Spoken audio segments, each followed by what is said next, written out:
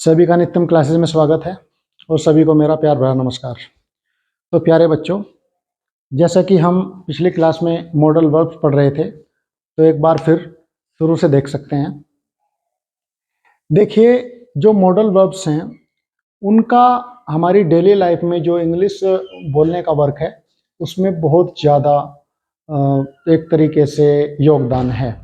Modal verbs को अगर आप बहुत अच्छे तरीके से 2-3 बार पढ़ लें या उसको सीख लें तो मेरे ख्याल से आप जो डेली रूटीन जो आपका है उसमें लगभग 50% इंग्लिश जो स्पोकन है उसमें उसको बोलने में समर्थ हो जाएंगे।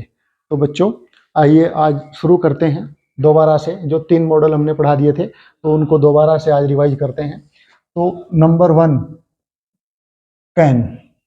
कैन से मतलब था सकता है,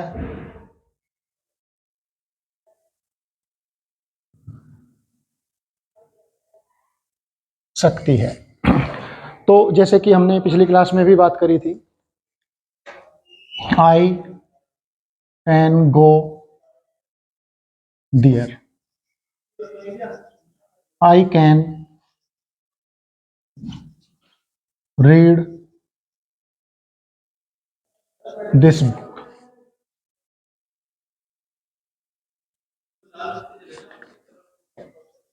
आई कैन गो टू मार्केट। तो प्यारे बच्चों, किसी काम को करने की जो एक सेंस है उसका जो कैन लगाकर हम प्रयोग करते हैं। तो दूसरा जो मॉडल था वो पढ़ा था हमने कुड। तो कैन का जैसे कि आप देख सकते हैं प्रेजेंट में बात हो रही है, और कुड की अगर हम बात करेंगे तो वो पास्ट में हमने कोई काम किया था या हम किसी मतलब किसी काम को पास्ट में कर सकते थे या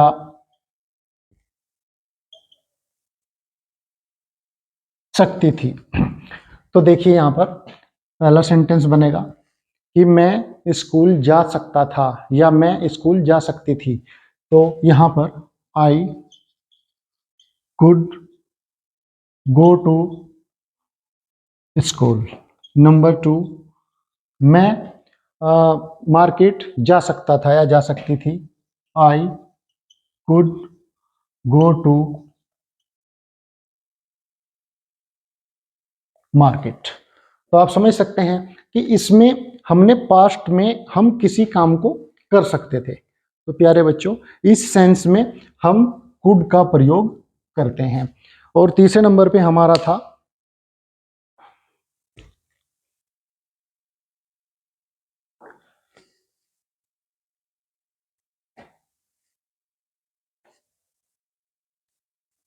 तीसरे नंबर पे जो हमारा मॉडल था वो था will be able to.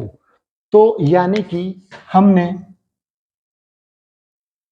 Present past में बात कर ली, प्रेजेंट में बात कर ली, अब बात करते हैं फ्यूचर की। तो यहां पर तीसरा जो मॉडल था वो था विल बी एबल टू, यानी कि हम किसी काम को कर सकेंगे या कर पाएंगे। चलिए, अब विल बी एबल टू में जो हम बात कर रहे हैं कि I will be able to do this work, number 1, या मैं इस काम को कर पाऊंगा। I will be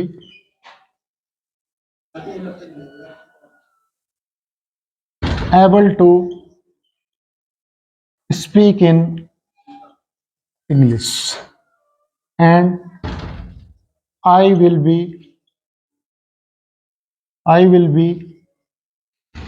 able to read I will be able to read English news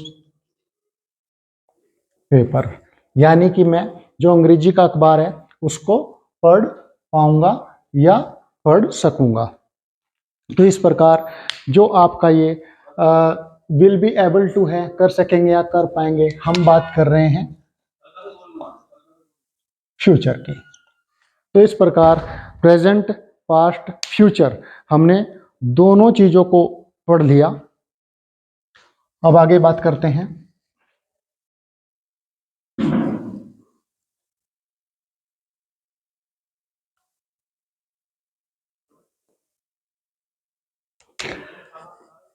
अब बात आती है यूज्ड टू। यूज्ड टू में प्यारे बच्चों एक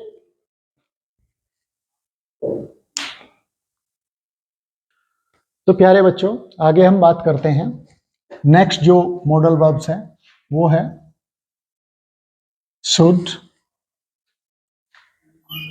and number 2 must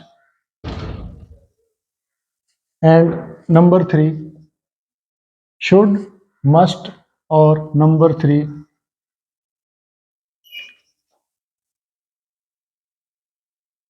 out to. Should, must और आउट टू। तो प्यारे बच्चों सबसे पहले बात करते हैं इन जो मॉडल्स हैं इनका मतलब क्या होता है। तो शुड का मतलब होता है चाहिए, और चाहिए जो होता है, अब देखिए, अच्छी और बुरी,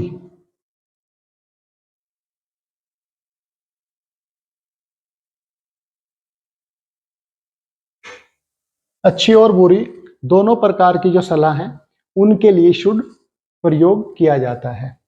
अब मस्ट का मतलब ही भी क्या होता है, चाहिए। अब मस्ट के अकॉर्डिंग इसकी डेफिनेशन क्या है, वो ये है कि किसी कार्य को, किसी कार्य को जरूर करना चाहिए, यानी कि हम किसी कार्य को फोर्स से कर रहे हैं या करवा रहे हैं, यानी जोर देकर किसी बात को कहना, उसमें हम यूज करते हैं मस्ट। अब आती है बात आउट टू। तो आउट टू का मतलब भी क्या होता है, चाहिए, और इसको हम बोल सकते हैं किसी अच्छी सलाह के लिए बोलना। चलिए अब देखिए, अब जैसे कि हम शुड की बात करते हैं तो शुड का सेंटेंस लेते हैं। हमें इंग्लिश बोलनी चाहिए, we should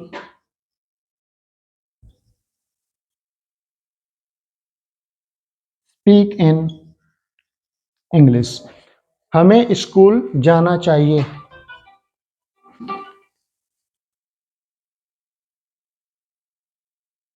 we should go to school. तो इस प्रकार जो शुड है वो किसी भी बात को मतलब कहने के लिए, मतलब वो एक अच्छी सेंस भी हो सकती है, बुरी सेंस भी हो सकती है। तो ज़्यादातर जो हमारी डेली लाइफ में है वो शुड ही प्रयोग होता है। जैसे कि you should come here, you should go there, you should attend the school, you should attend the class, you should teach in class, you should come here, you should go there.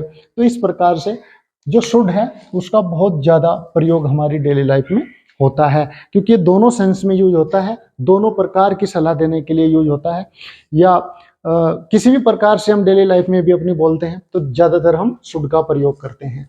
अब देखिए, अगर हम किसी चीज़ को जोर देकर कहें या अगर बच्चों को कहें कि तुम्हें स्कूल जाना चाहिए, तो यहाँ पर you must go to school. किसी भी बात को जोर देकर कहें कि तुम्हें पढ़ना चाहिए, यू मस्ट, या अध्ययन करना चाहिए, यू मस्ट स्टडी। ठीक है, तुम्हें डेली या प्रतिदिन दौड़ना चाहिए। तो यहाँ पर you must walk in daily routine. तो इस प्रकार आप इन चीजों को एक्सप्लेन कर सकते हैं। तो बच्चों हम कहाँ थे?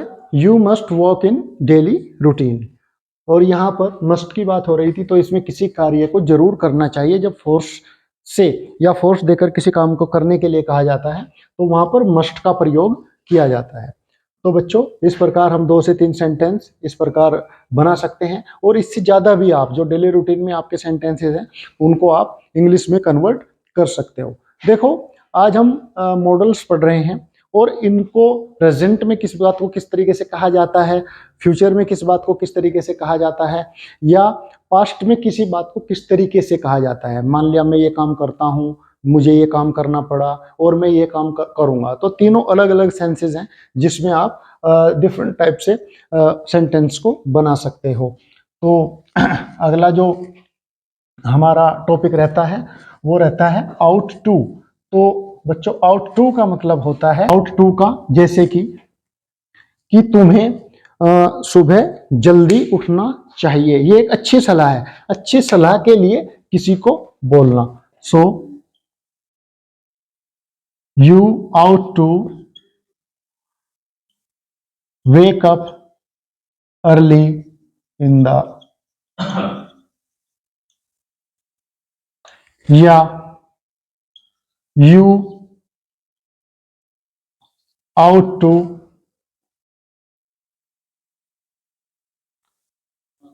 go to the temple every day। यानी तुम्हें प्रतिदिन मंदिर जाना चाहिए, या मुझे मॉर्निंग में जल्दी उठना चाहिए। तो प्यारे बच्चों इस प्रकार हम आउट टू का प्रयोग करते हैं। तो आज हमने 3 जो नए मॉडल्स हैं, शुड, मस्ट और आउट टू, इनका जो है प्रयोग करना सीखा। इससे पहली क्लास में हमने बात करी थी कैन, कुड और विल बी एबल टू का।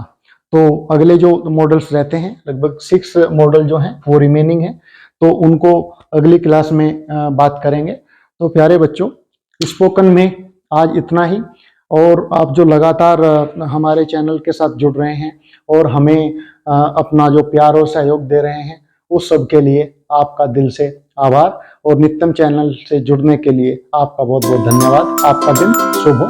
नमस्कार।